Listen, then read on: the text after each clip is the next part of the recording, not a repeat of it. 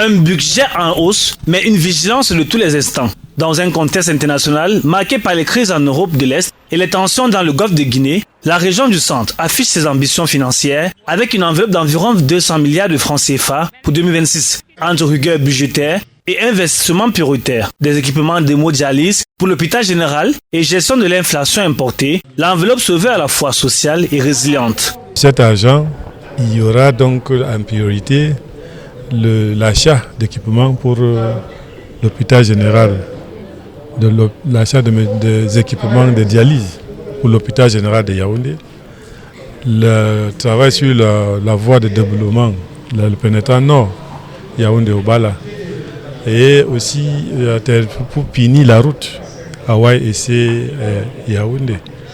Donc, et d'autres projets qui sont déjà en cours.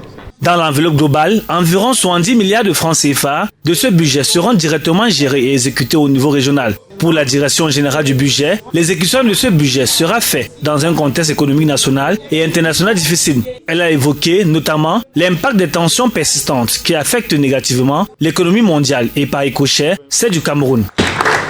Le contexte national, nous sommes toujours en face des crises importantes, sécuritaires notamment, au niveau du Cameroun et également au niveau international. Comme vous le savez tous, nous avons toujours cette crise russo-ukrainienne et bien sûr les crises au niveau du Golfe, qui ont un impact négatif sur l'économie. Donc le contexte sera difficile. Malgré ces contraintes, le gouvernement camerounais réaffirme sa volonté de poursuivre ses efforts pour améliorer les conditions de vie des populations à travers des investissements ciblés et une gestion rigoureuse des ressources publiques. Cette année, en termes d'objectifs, c'est vraiment l'amélioration des conditions de vie des populations de manière inclusive. Ça veut dire que personne ne doit être laissé de côté. Et pour cela, nous devons continuer à travailler pour respecter la réglementation, pour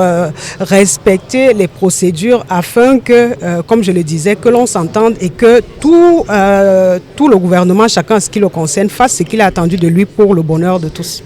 Au cercle municipal de Yaoundé, les jalons sont posés. Il revient maintenant aux acteurs de la chaîne de dépenses de traduire ces chiffres en actes dans un contexte où chaque franc CFA devra compter pour soutenir l'économie régionale.